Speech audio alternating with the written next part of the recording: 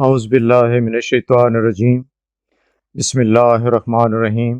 ناظرین اکرام، آج آپ کے سامنے غزوہ بدر کے سلسلے کا دوسرا لیکچر پیش کیا جا رہا ہے۔ غزوہ بدر اسلام اور شرک کے درمیان پہلا خون ریز اور فیصلہ کن معرکہ ہے، جس میں بدر کے مقام پر اسلام اور شرک نے ایک سے ایک آمنا سامنا کیا۔ اس سے پہلے یہ دونوں فریق اسلام اور شرک کسی بھی میدان میں ایک سے ایک آمنے سامنے پیش نہیں ہوئے۔ مشرکین کا یہ خوف آخر کار سچ ثابت ہوا کہ مکہ کی تجارت، مکہ سے شام کے درمیان مدینہ کی چھاؤنی کسی بھی ٹائم پہ ان کے لیے ایک عظیم خطرے کے طور پہ سامنے آ سکتی ہے۔ یہ ہجرت کا دوسرا سال تھا اور موسم خریف کے اوائل تھے جب مدینہ کو اپنے جاسوسوں کے ذریعے یہ خبر ملی کہ ابو سفیان بن حرب بن امیہ ایک بہت بڑے تجارتی قافلے کے ساتھ مکہ سے شام کی طرف جا رہا ہے۔ پس رسول کریم صلی اللہ علیہ وسلم نے اس خبر کے ملتے ہی ابو سفیان کے اس قافلے کو روکنے کے لیے اپنے 200 جاں بازوں کے ساتھ مدینہ سے نکل کر مقام عشیرہ تک پہنچے، لیکن وہاں جا کر معلوم ہوا کہ ابو سفیان اپنے قافلے کے ساتھ بخیر و عافیت شام پہنچ گیا ہے، لہذا مسلمان اس کی واپسی کا انتظار کرنے لگے۔ یہاں پہ اللہ کے رسول صلی اللہ علیہ وسلم نے اپنے 2 جاسوسوں کی جو ہے وہ ڈیوٹی لگائی۔ ان میں سے پہلا جاسوس جو ہے اس کا نام ہے طلحہ بن عبید اللہ اور دوسرے جاسوس کا نام ہے سعید بن زید۔ یہ دونوں جاسوس مدینہ سے نکل کر الحراء کے مقام تک پہنچے اور ابو سفیان کی واپسی کا انتظار کرنے لگے، یہاں تک کہ ابو سفیان 1000 اونٹوں پر مشتمل اپنے قافلے کے ساتھ شام سے واپس آتے ہوئے وہاں کے الحراء کے مقام سے گزرا تو یہ دونوں جاسوس انتہائی تیزی کے ساتھ رسول پاک صلی اللہ علیہ وسلم کے پاس مدینہ میں پہنچے اور ان کو اس کی اطلاع دی۔ رسول پاک صلی اللہ علیہ وسلم نے جب یہ اطلاع پہنچ گئی کہ ابو سفیان کا قافلہ حجاز میں داخل ہو گیا ہے تو رسول پاک صلی اللہ علیہ وسلم نے اس پر قبضہ کرنے کے لیے بدھ کے روز 8 رمضان سن 2 ہجری کو مدینہ سے روانہ ہوئے۔ آپ صلی اللہ علیہ وسلم نے روانگی سے پہلے جو انتظامات کیے ہیں ان کی ایک جھلک آپ کے سامنے پیش کرتا ہوں۔ آپ نے سب سے پہلے نماز کا بندوبست جو ہے اس کی طرف توجہ دی اور مدینے کے ایک صحابی ابن مکتوم کو نماز پڑھانے کی ڈیوٹی لگائی۔ اس کے علاوہ آپ نے مدینے کے قائم مقام گورنر کی ذمہ داری جو ہے یہ ابو لبابہ کے حوالے کی۔ ابو لبابہ غزوہ تبوک میں بغیر کسی عذر کے رسول پاک صلی اللہ علیہ وسلم سے پیچھے رہ گئے تھے اور پھر انہوں نے توبہ کرنے والوں کے ساتھ شامل ہو کر اللہ کے حضور توبہ کی اور اللہ تعالیٰ نے انہیں جو ہے اس بات کے اوپر معاف کر دیا۔ کمانوں کی تقسیم اللہ کے رسول نے اس طریقے سے کی۔ مدینہ سے روانگی کے وقت رسول پاک صلی اللہ علیہ وسلم نے سپہ سالار کا سفید جھنڈا مصعب بن عمیر کے حوالے کیا۔ مصعب بن عمیر رسول پاک صلی اللہ علیہ وسلم کے ہم شکل تھے اور غزوہ احد میں مصعب بن عمیر شہید ہو گئے تو لوگوں میں یہ بات پھیل گئی کہ اللہ کے رسول شہید ہو گئے۔ اس بات نے مدنی فوج کے مورال کے اوپر انتہائی منفی اثر ڈالا۔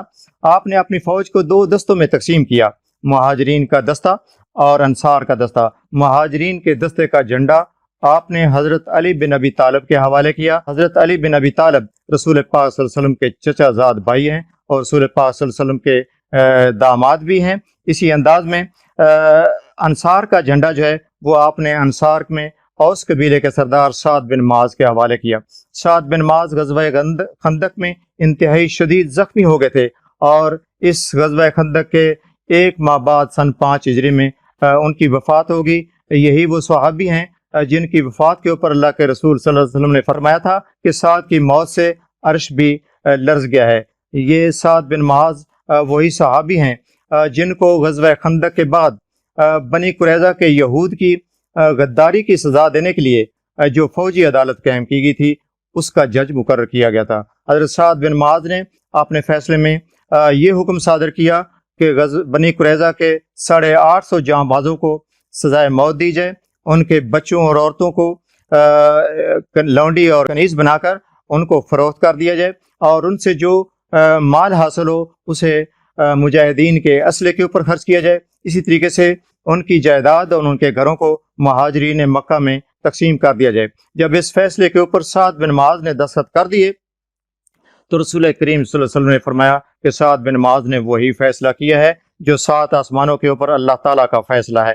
رسول کریم صلی اللہ علیہ وسلم کے ہاتھ میں سعد بن معاذ اور حضرت علی کی ہائی کمان تھی، کیونکہ آپ فوج کے سپریم کمانڈر تھے۔ یہاں سے اللہ کے رسول صلی اللہ علیہ وسلم نے مختلف سالار مقرر کیے، یہاں تک کہ فوج کا رائٹ ونگ جسے میمنا کہا جاتا ہے اس کا جھنڈا حضرت زبیر بن عوام کے حوالے کیا۔ زبیر بن عوام اللہ کے رسول صلی اللہ علیہ وسلم کے پھوپھی زاد بھائی ہیں اور آپ کے ہم زلف بھی ہیں۔ حضرت ابوبکر صدیق کی صاحبزادی حضرت اسما جو ہیں وہ زبیر بن عوام کی زوجہ محترمہ ہیں، انہیں ذات النطاقین جو ہے یہ بھی کہا جاتا ہے۔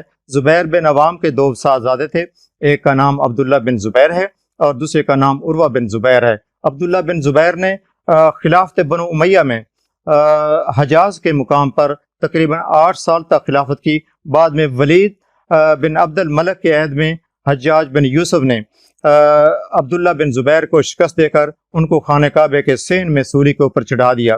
ان کے چھوٹے بھائی جو ہیں وہ عروہ بن زبیر ہیں، اور جب بھی اللہ کے رسول صلی اللہ علیہ وسلم کی باری حضرت عائشہ صدیقہ کے گھر میں ہوتی تو یہ اپنی خالہ کے گھر میں پہنچ جاتے اور اللہ کے رسول صلی اللہ علیہ وسلم کی جو ذاتی اور خانگی زندگی ہے اس کو اپنی آنکھوں سے اس کا مشاہدہ کرتے، اللہ کے رسول کو دیکھتے کہ وہ کس قسم کی گفتگو گھر میں کرتے ہیں اور اپنی نماز اور اپنی عبادات کس انداز میں بجا لاتے ہیں۔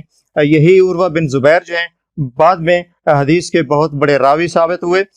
فوج کا جو میسرہ ہے یعنی بائیں ونگ ہے اس کے کمان کا جھنڈا اپنے مقداد بن عمر کو دیا، اور یہی دو سوار تھے یعنی زبیر بن عوام اور مقداد بن عمر جن کے پاس گھوڑے تھے۔ مدنی فوج میں یہی دو گھوڑ سوار تھے، اس کے علاوہ کسی اور کے پاس گھوڑا نہیں تھا۔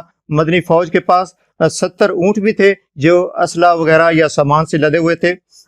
فوج کا جو ساقہ ہے یعنی اس کا پچھلا حصہ اس کی کمان آپ نے قیس بن ابی ساسا کے حوالے کی۔ تعداد کے لحاظ سے مدنی فوج جو ہے اس میں 86 کی تعداد میں مہاجرین جاں باز تھے اور 213 کی تعداد میں ان کے پاس جو ہیں وہ انصار مدینہ کے جاں باز تھے۔ اسی انداز میں مدنی فوج کی مجموعی تعداد جو ہے وہ 317 تھی۔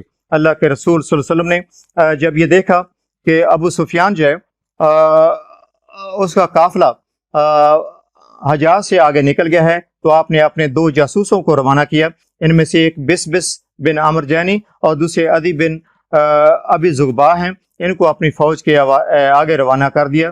ابو سفیان ایک انتہائی زیرک اور سمجھدار قافلہ سالار تھے اور نہایت محتاط آدمی تھے۔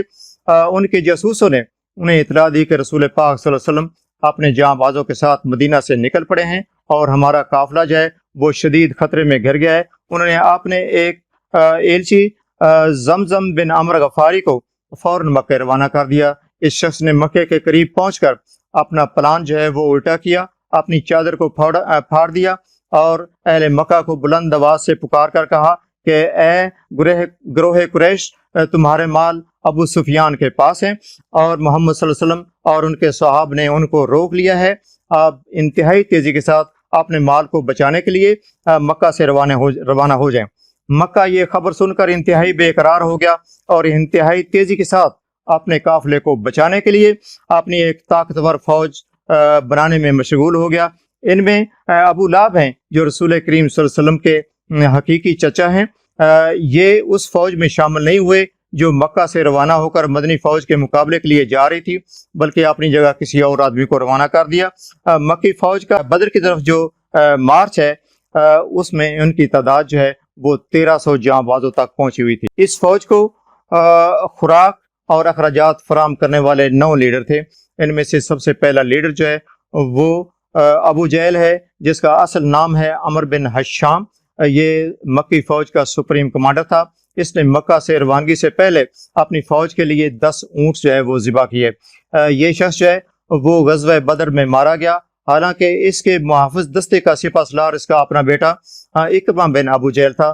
اس کو مدینہ کے 2 کم سن مجاہد، جن میں سے ایک کا نام معوذ اور دوسرے کا نام جو ہے وہ معاذ ہے، انہوں نے اس کو عین اس حالت میں جبکہ یہ اپنے حفاظتی دستے کے اندر بالکل محفوظ حالت میں تھا تو انہوں نے اس کو جو ہے وہ قتل کر دیا۔ اس میں معاذ نے اس کے پاؤں کے اوپر جو ہے وہ ایسی تلوار ماری کہ اس کا جو پاؤں ہے وہ اس کی ٹانگ سے کٹ کر دور جا گرا اور یہ وہاں سے تڑپتا ہوا نیچے آ گرا۔ اسی انداز میں جو دوسرا مکی فوج کا لیڈر ہے उसका नाम है उमैया बिन खल्फ। उमैया बिन खल्फ ने दूसरी मंजिल के ऊपर अपनी फ़ौज के लिए 9 ऊँट जो है वो ज़िबा किए। उमैया बिन खल्फ हज़रत बिलाल बिन रबाह जो है इसके साबिक़ मालिक है, और ग़ज़वा बदर में हज़रत बिलाल बिन रबाह के हाथों ही ये शख्स जो है वो मारा गया। ये एक भारी जिस्म का आदमी था और मैदान जंग में इससे ज़्यादा तेज़ी के साथ भागा या दौड़ा नहीं जा सकता था। उसके आगे सुहेल बिन उमर हैं। सुहेल बिन उमर जो है ये खतीब मक्का हैं और मशहूर मुसलमान जांबाज अबू जंदल के वालिद हैं। इन्होंने दूसरी मंजिल के आखिर पर अपनी फ़ौज के लिए 10 ऊँट जो हैं वो ज़बा किए। ये शख्स जो है ये कैदी बनकर मदीने पहुंचा, और जब इनके बारे में फ़ैसला हो रहा था तो अल्लाह के रसूल के सल्लल्लाहु अलैहि वसल्लम के सहाबी हज़रत उमर ने अर्ज़ किया कि अल्लाह के रसूल मुझे इजाज़त दें कि मैं इस शख्स के अगले दांत तोड़ दूं ताकि यह आपके खिलाफ कभी भी तकरीर ना कर सके। तो रसूल पाक सल्लल्लाहु अलैहि वसल्लम ने कहा कि उमर रहने दो, अगर मैं इसका मुसला करूंगा तो अल्लाह ताला मेरा भी मुसला कर देगा। उसके आगे हैं शैबा बिन रबिया। इन्होंने तीसरी मंजिल के आखिर पर 9 ऊँट ज़िबा किए। शैबा बिन रबिया जो है ये मक्की फ़ौज की तरफ से जाकर मदनी फ़ौज के सामने मुबारज़त तलब करने वालों में से पहला आदमी और सबसे ज़्यादा उम्र का आदमी था। ये उसी मुबारज़त के दौरान जो है वो उबैदा बिन हास के हाथों मारा गया था। उसके बाद उतबा बिन रबिया है। उतबा बिन रबिया जो है ये अबू सुफियान की ज़ौजा हिंद का वालिद है और मुबारज़त तलब करने वालों में दूसरा शख्स है। ये शीबा बिन रबिया का वालिद है और ये भी हज़रत हमज़ा के हाथों उसी मुबारज़त के दौरान जो है वो मारा गया था। इसने चौथी मंजिल के आखिर पर अपनी फ़ौज के लिए 10 ऊँट जो है वो ज़बा किए थे। इसके बाद 5वीं मंजिल के आखिर पर हज्जाज के बेटों नबिया और मुनब्बा ने उस फ़ौज के लिए 10 ऊँट ज़बा किए। और 6ठी मंजिल के आखिर पर अल्लाह के रसूल सल्लल्लाहु अलैहि वसल्लम के चचा हज़रत अब्बास जो कि मक्की फ़ौज की तरफ से इस जंग में हिस्सा लेने के लिए गए थे, उन्होंने 10 ऊँट ज़बा किए। हज़रत अब्बास बिन अब्दुल मतलब रसूल पाक सल्लल्लाहु अलैहि वसल्लम के हकीकी चचा हैं और रसूल पाक सल्लल्लाहु अलैहि वसल्लम के हमज़ुल्फ़ भी हैं। इनकी ज़ौजा मोहतरमा का नाम है उम्मे फ़ज़ल, जिनका नाम लुबाबा भी है, और उनकी छोटी बहन मैमूना है जो कि अल्लाह के रसूल सल्लल्लाहु अलैहि वसल्लम की ज़ौजा मोहतरमा और उम्मुल मोमिनीन हैं। और आखिरी जांबाज जिसका नाम है अबूल बख्तरी बिन हशाम, बदर में पहुंचकर उसने मक्की फ़ौज के लिए 10 ऊँट जो है वो ज़बा किए। ये था साज़ो समा। इसी अंदाज में जो मक्की फ़ौज है उसकी कुल तादाद जो है वो 1300 जहांबाजों तक पहुंची हुई थी। उनके पास 60 घोड़े थे, 600 ज़िरा थी और बेशुमार ऊँट जो है वो उनके पास मौजूद थे।